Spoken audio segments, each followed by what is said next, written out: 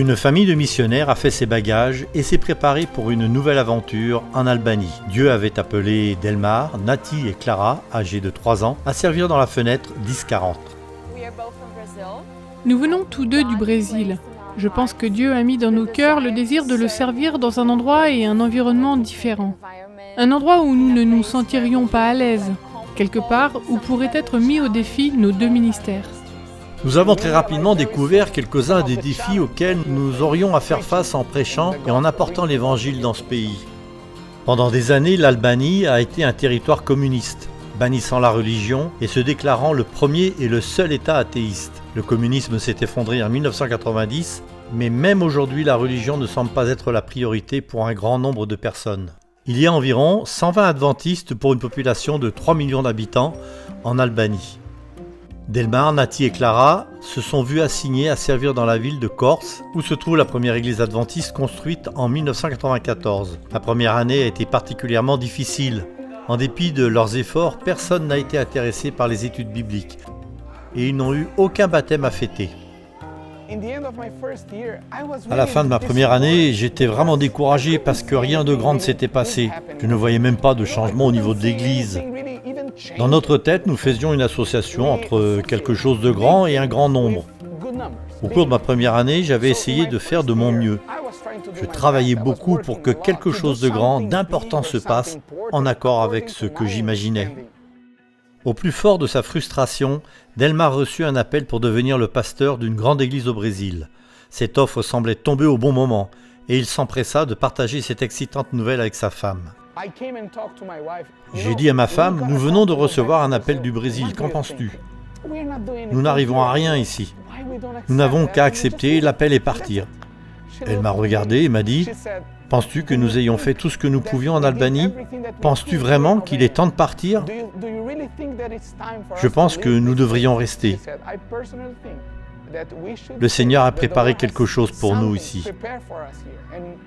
Peut-être veut-il nous apprendre quelque chose et se servir de nous encore. Après avoir décliné l'offre qui leur était faite au Brésil, ils ont prié pour savoir comment Dieu voulait se servir d'eux dans cette difficile partie du monde. Delmar et Nati ont remarqué qu'il y avait un bon nombre d'enfants dans leur voisinage. Peut-être était-ce par cela qu'il fallait commencer.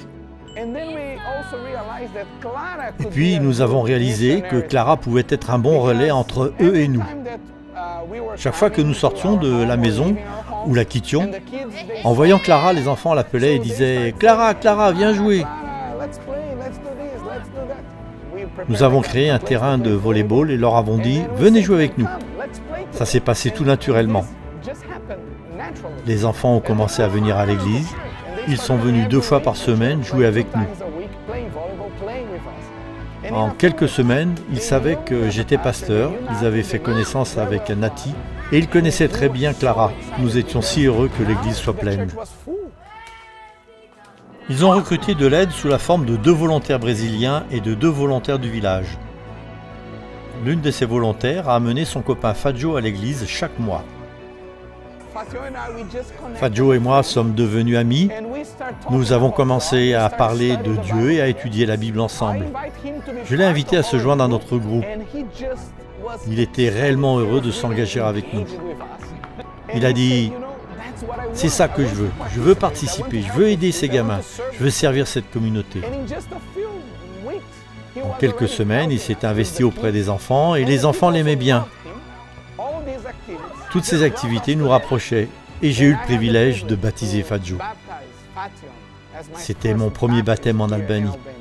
Pour moi, c'était une vraie joie de voir la réponse de Dieu à nos prières.